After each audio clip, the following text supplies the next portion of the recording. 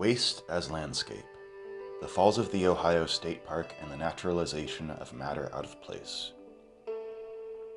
The Falls of the Ohio State Park in Clarksville, Indiana is the largest exposed Devonian fossil bed in the world. For visitors, stumbling upon fossils with almost every step is an exercise in interacting with deep time.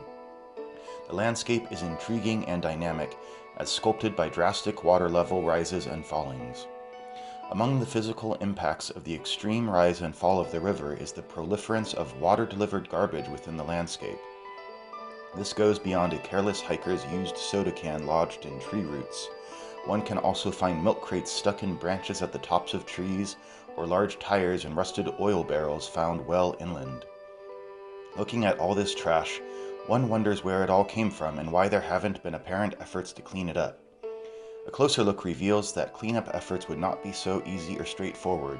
Much of the waste has become embedded in the landscape so that it is functionally as much a part of the environment as any tree or rock, creating full assemblages of materials both natural and human-made.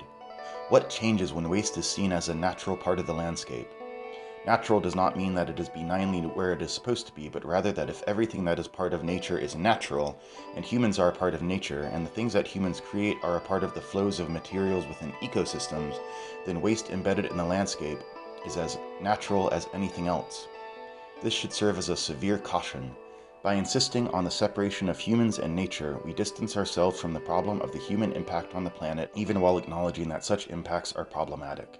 Speaking on the aesthetics of garbage, Robert Stamm states that garbage can be seen as an aleatory collage or surrealist enumeration, a case of the definitive by chance, a random pile of objets trouvé and papier collé, a place of violent, surprising juxtapositions.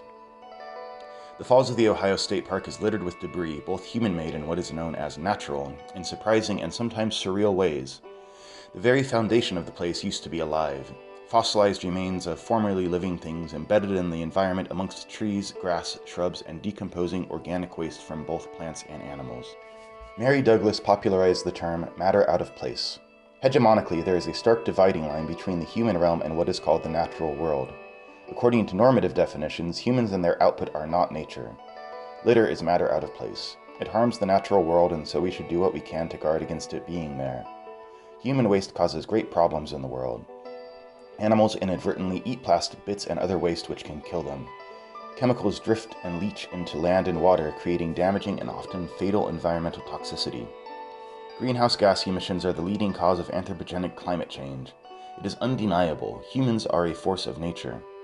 We are animals too, after all, and our actions impact the environment and the whole assemblage that it contains.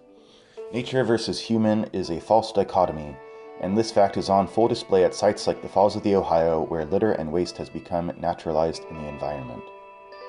In her seminal work on cleanliness, Mary Douglas says, "In chasing dirt, in papering, decorating, tidying, we are not governed by anxiety to escape disease, but are positively reordering our environment, making it conform to an idea." The idea of nature being pristine or else ruined by errant markers of human presence is precisely what drives us to create and maintain nature spaces. But what is the idea to which we wish spaces to conform? Based on what conception of pristine nature, considering that humans have been fundamentally altering their environments beyond the scope of recorded history? Yet human-created or defined green spaces are still labeled as natural, and it is insisted that it is up to everyone to keep it so, despite the potentially destructive nature of their presence as humans, the ultimate invasive species. If we, along with Massey, see landscape as a provocation, the question to ask is, what does the landscape of the Falls of the Ohio provoke? The intimate entanglement of human and non-human materials, the organic and the inert entwined, points to the inescapable conclusion that nature is the assemblage of all things within an environment.